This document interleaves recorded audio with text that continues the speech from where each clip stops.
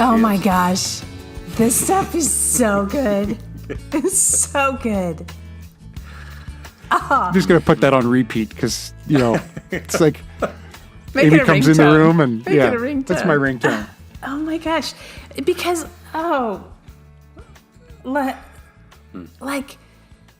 okay, so we're like, what happens in the room happens elsewhere, right? And then Pep, you said, okay, so when we leave the room, we're more aware of ourselves. We find ourselves outside. But, okay, so we're in the room, and it's more intense, more focused. And people stay, like we've talked before. Like, just stay. Not everybody stays, but in the room, no one's getting up and leaving. Well, and Curt, I'm sure you'll talk about this in another episode. I don't necessarily want you to talk about it here, but I know that I would assume there is an exit strategy in that things that you don't leave unless you've got to agree to these certain things. You know what I mean? So that there is that safety of knowing that no one's going to be running out the door. Yeah. You right. know. Yeah. Yeah. And so then, like the example of John, like things come up. So you're all sitting in this room, things come up, and we're oftentimes surprised by it. Like, isn't this interesting? Or I'm running away internally. I'm not leaving the room, but I'm backing up. And then people see you backing up. Yeah. Right. Yeah. People see you backing up and they're like, what's going on there? Yeah, no. Curt, you've been pretty quiet for a while. Yeah, I'm going to continue to be quiet. Yeah. So then there's this space where, that's not usually how my coffee with girlfriends goes. There's an element of this, but there's not the intensity, right? And then you take it outside and you're in your quote unquote real life and it's like, I kind of understand that. I'm a little bit more familiar because I'm anxious that you're going to get mad at me. Mm-hmm. Yeah. And yeah. Well, in fact, Amy, I just want to say this, that like what you just said is a crucial thing. Like I totally understand what you mean. And at the same time, and we'll talk about this in another episode as well, we like to say, it is true. People will come into the groups and say, well, look, okay, this is fine here, but like this isn't my real life. Yeah. To which we say, in fact, it is. It is the most real that your life is going to be.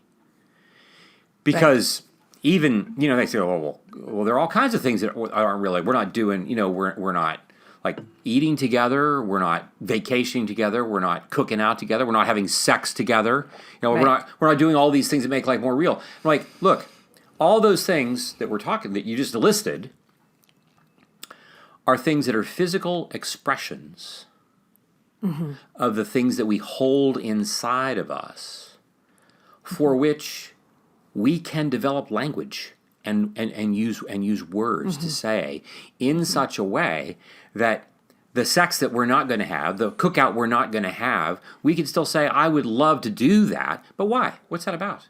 What is it that I'm really looking for? What I'm looking for is like I just really want to be.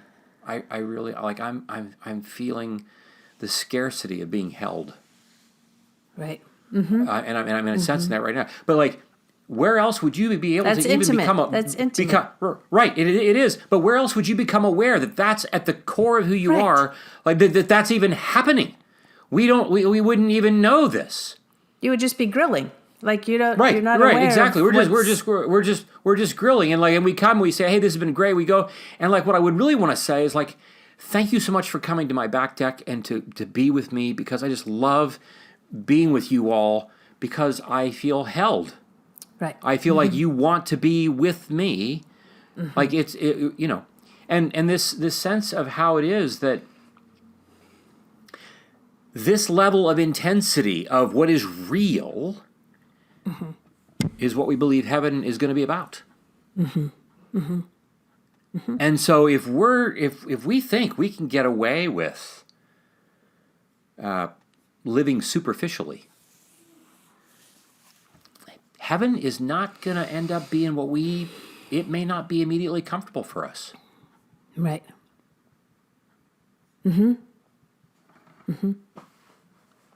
Well, and I know you know this, but when I say real life, I should probably say day-to-day life, because Yeah. because Yeah. it really is all that it does. It's the same. It does happen. Yeah. Yeah. And like I thought the another metaphor of like, okay, going to the gym, you work out, it's intense, you're there for that purpose, and then I show up fit for my relationships. And Right. so the Right. stuff that I've talked about deeply in the room follows me everywhere. And then Right. it's circular, right? Because it affects everyone we're with. That Right. it's going to change things. Right. Because like you're going to gather with your girlfriends or with other people, whatever, and like they're going to have the experience of you asking questions that most Yeah. people are not asking. Or Right. they're going to hear, or they're going to have the experience of you offering reflections about where you are. Hey, how are you doing? You pause and you're like, what is she doing? Right. Yeah. And then you give people a real answer. Yeah. And it doesn't have to be, it doesn't have to be an answer that like that is like whatever, Just a thoughtful answer. a thoughtful answer that because you're doing this work, in your thoughtfulness, the very way that you answer the question is necessarily and invariably going to affect them. And it's not just the information that you're giving them. It's they're witnessing your pausing and the tone and the content, all the things together. Like you are being the daughter of the king in the room, and like people can't get away from that. Like when the spirit is in the room and on fire, like you can't get away from it. Right. And when people see others, when people see people doing this with each other, this when Jesus says, "And they will see your good works and Yeah. glorify your Father in heaven." Or when Jesus says in John 12, "And they will know that you are my disciples by the way you love one another." He's not talking about the way you're nice to one another. Yeah. He's talking about this. It's infectious too. Yeah. Yeah, infectious. And then Pep, when you read the poem, and I loved your intro to it. I loved how you brought us into it. But even as you were reading it, I slowed down. Like I internally. Oh my gosh. And that's the intentionality. That's all of this work. It takes slowing down, which is, as you say, Curt, counterintuitive to what we're used to. We're used to moving quickly and answering quickly, but it's like, okay. It's like when you're skiing or anywhere in the snow, and it snows, and it just all the electricity is silenced, and you don't even know there's a sound to electricity until it's snowing, and it's like this blanket of like, okay. So, Whew, I love this stuff. Yeah. Yeah. Well, I'm thinking, especially, Amy, as you mentioned, that sense of slowing down and so forth. We live in a world that trains us, actively trains us to move quickly, to move urgently. Social media, right? And by this, I'm not talking just about, there's a picture of my friends, so much of the social media that is involved in that supports the violence that we commit toward each other, right? The violence of words, having to do with all kinds of things. Those are acts that are often committed out of, urgent impulsivity. They're not acts in which I'm pausing, reflecting, being curious about myself, about my own wounds, about the others, about what does it mean for me to love one another. Here, I'm not considering that. But this kind of work literally puts our bodies in a position in which our bodies are given the opportunity to slow down and be more reflective and thoughtful and so forth, such that when I do leave that room to go into other parts of my day-to-day life, I become more fully formed as one who is more likely to pause, to consider before I say something, to consider whether or not I'm even going to check Facebook, let alone get on and look and there maybe write something. I'm just like, no.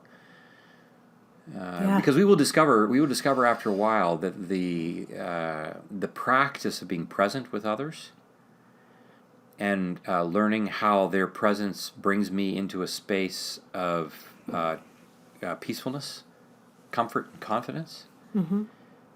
I'm going to want more of that and less of the other, which means I'm going to be less likely to want to get on my phone and do all the things.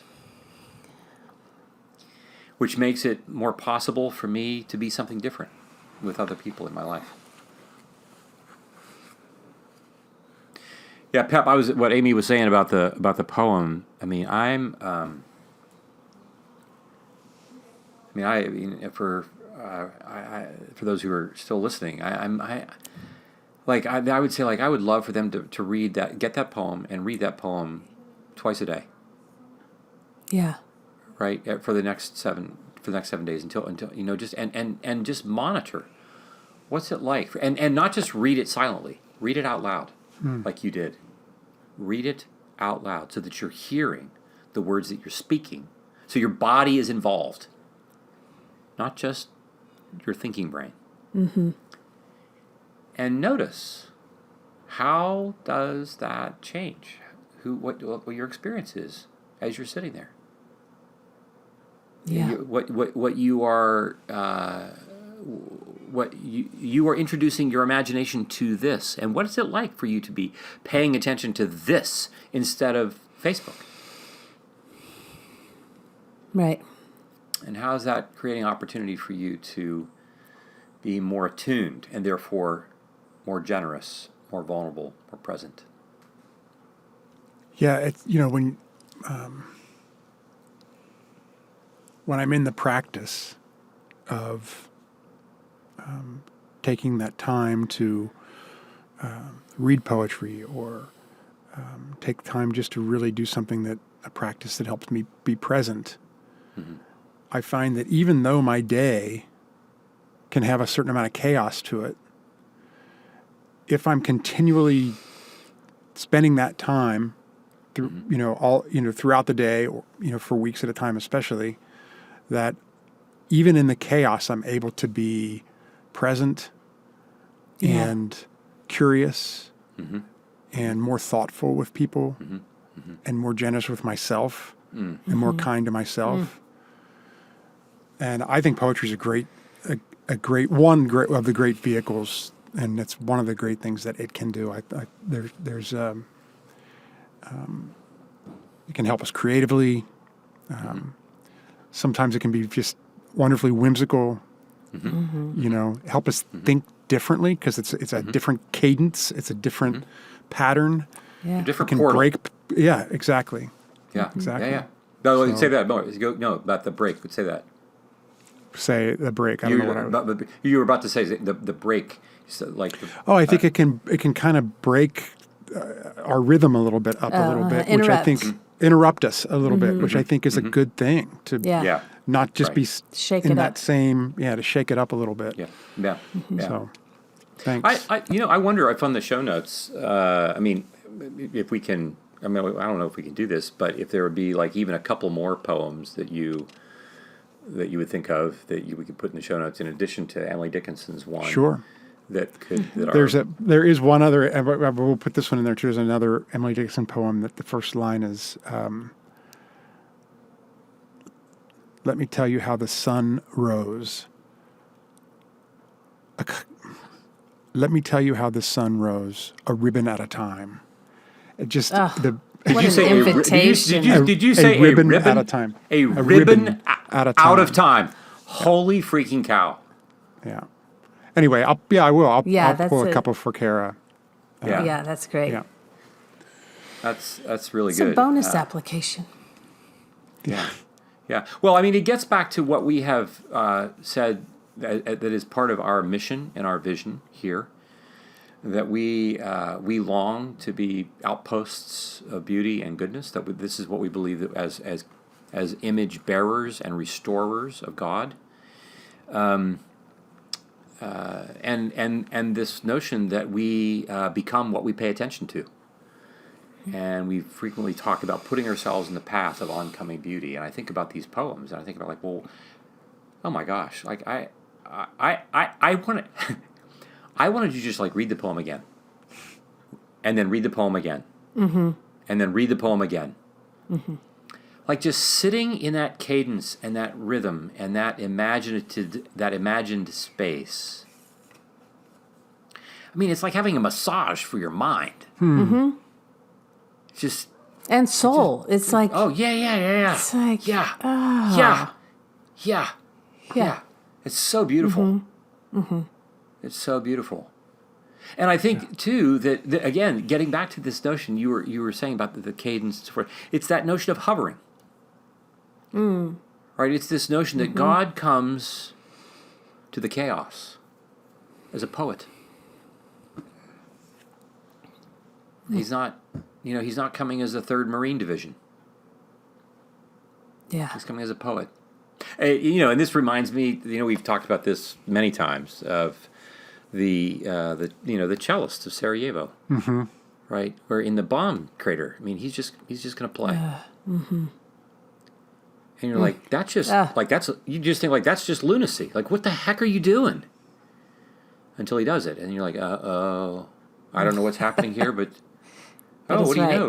Like, nobody's shelling anybody. Yeah. And that's what we long for these confessional communities to be an outpost of emerging beauty and goodness that with intention says, bring your chaos. Because that's the world that we live in. Like we live, as our friends at the Bible Project would talk about, like Adam and Eve could no longer tolerate living in the Garden of Eden. So they had to leave the garden. They didn't leave Eden. They had to leave the garden. But then Cain couldn't even tolerate being in Eden. After he did what he did to his brother, he left Eden. Further out into the wilderness, where we now find ourselves. This is where we are. We're in the wilderness. We're trying to make our way back, and how do we, and we're violent, and we commit violence as a way to do it. And I'm like all my envy and all the things. And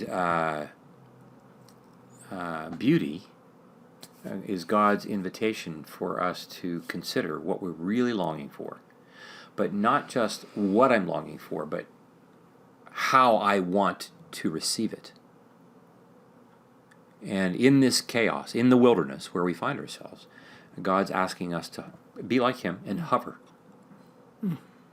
Jesus, looking at Jerusalem, how long have I wanted to gather you as a mother hen gathers her chicks and hovers with them? And as people of God, this is what we're called to do and to be. And confessional communities is one way that we think can be really helpful in helping us practice that. Love it. Yeah. It's good. It's good stuff. Okay, guys. All right, guys. Yeah. What a joy. All right. Till next time. Till next time. Love you. You too. Love you too.